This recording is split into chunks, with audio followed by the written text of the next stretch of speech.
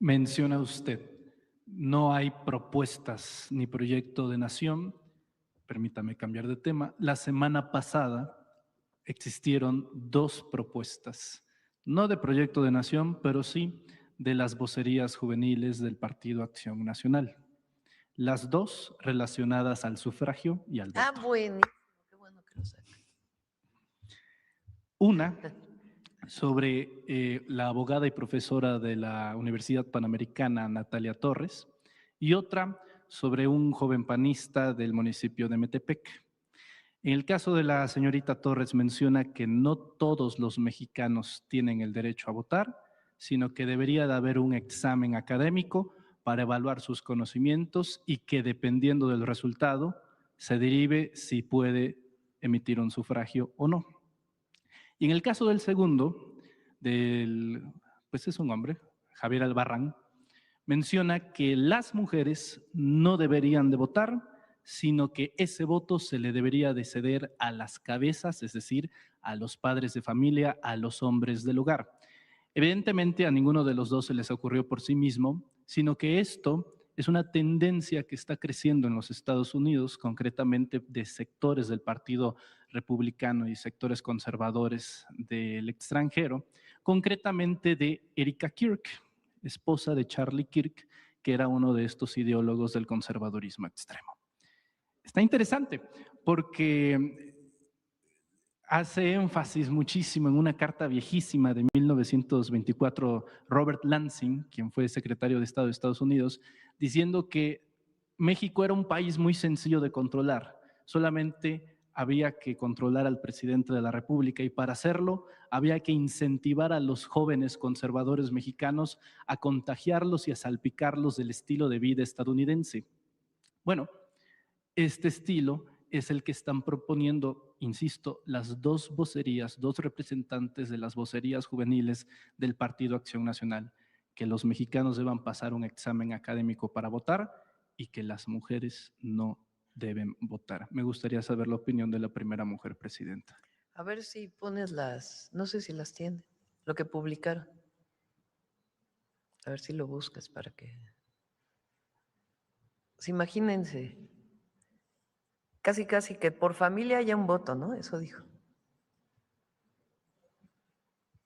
Las mujeres, después de una larga lucha por el sufragio de las mujeres, pudimos votar hasta 1957, si mal no me equivoco. Se aprobó en el 54, pero se pudo votar, a ver, chécale, hasta el 57, a ver si…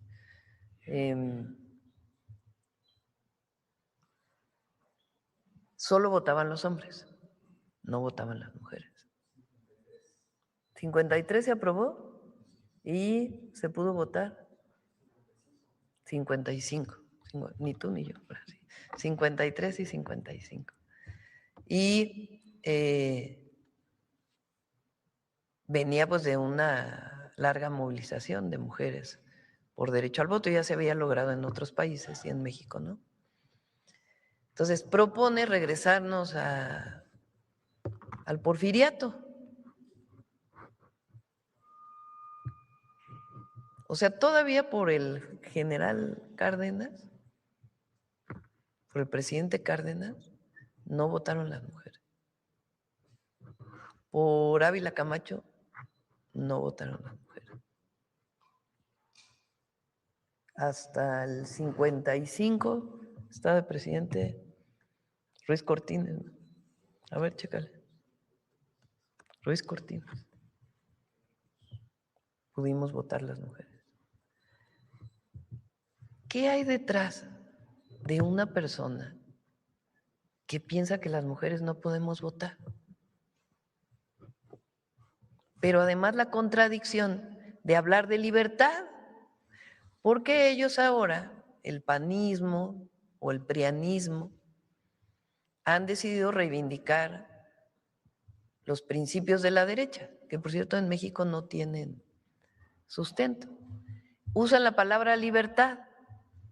Bueno, ¿cuál libertad hay si las mujeres no pueden votar? ¿Cuál libertad hay para ejercer la democracia, o la parte fundamental de la democracia, que es elegir a los gobernantes, sí se tiene que hacer un examen antes del voto.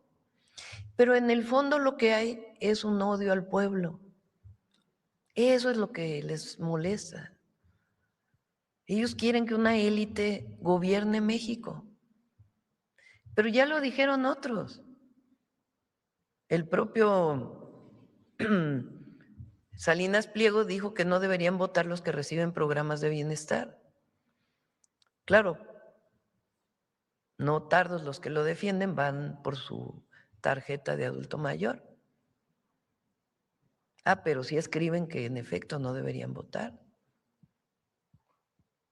Entonces, es una visión en contra de las libertades, en contra de la democracia, muy autoritaria, pero sobre todo una visión que lo que muestra es un odio profundo al pueblo de México. Por eso no tienen posibilidad de crecer, porque con un pueblo además cada vez más consciente, pues cómo van a aceptar estas propuestas. Pero lo más increíble es que ahora se atreven a decirlas. Yo creo que siempre lo han pensado, pero ahora se atreven a decirlo. A ver si lo tienes, si lo tienes o todavía no.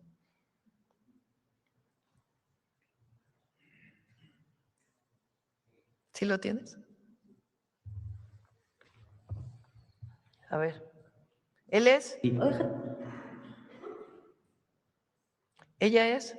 Natalia Torres. Y es académica, ¿no? Es profesora en la Universidad Panamericana de Sí. Derecho Constitucional.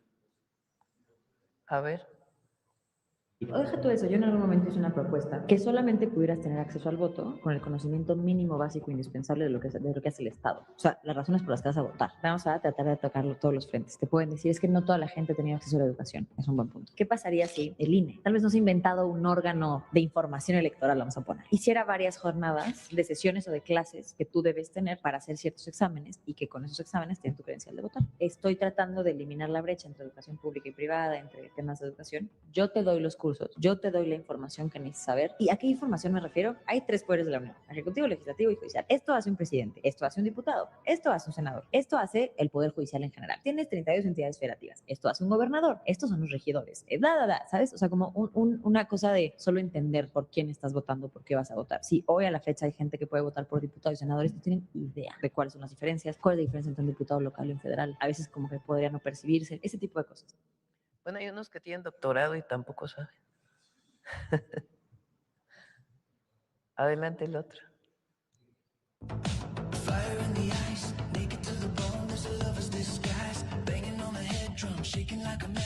Ahí empieza. Pero ponle la parte que...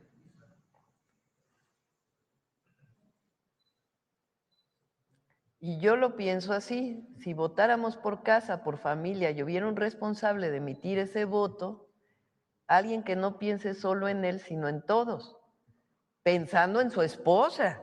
O sea, el esposo pues, tiene que decidir sobre la esposa, a ver, esposa, ¿qué haces, cómo te vistes, qué comes, y ya de plano por quién votas?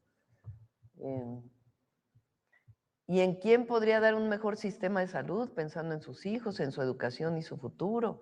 También pensando en sí mismo, buscando dónde hay más y mejores oportunidades de trabajo para llevar el pan a la casa. Las cosas serían distintas. Muchos no van a estar de acuerdo, pero hoy el voto es algo tan individual, que no piensa en lo más importante, el núcleo familiar, que pareciera que no le damos tanta importancia y lo cambiamos por una despensa o por 500 pesos. Esa es la realidad de México. Increíble. Fíjense, el voto es el momento quizá más democrático, el día de la elección. Vale exactamente lo mismo el voto del hombre más rico de México que de la persona menos acaudalada. Un voto, cada uno.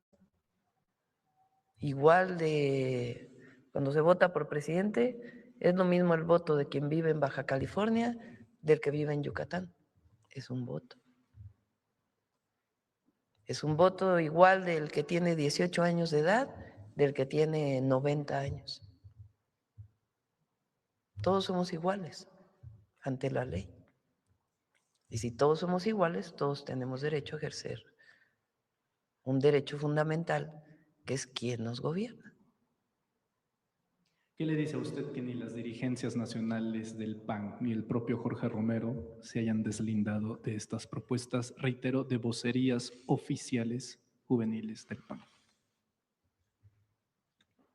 Pues como decía Monsiváis,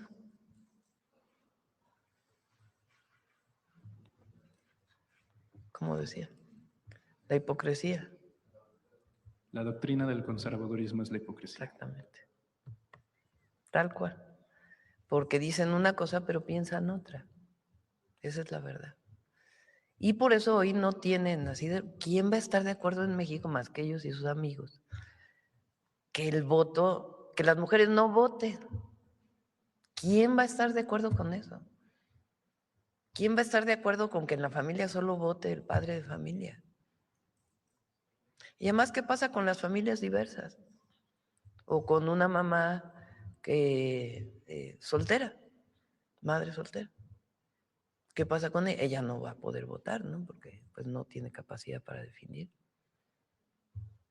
Absurdo, antidemocrático, regresivo, porfirista, conservador. Y la verdad, pues, fuera de la realidad.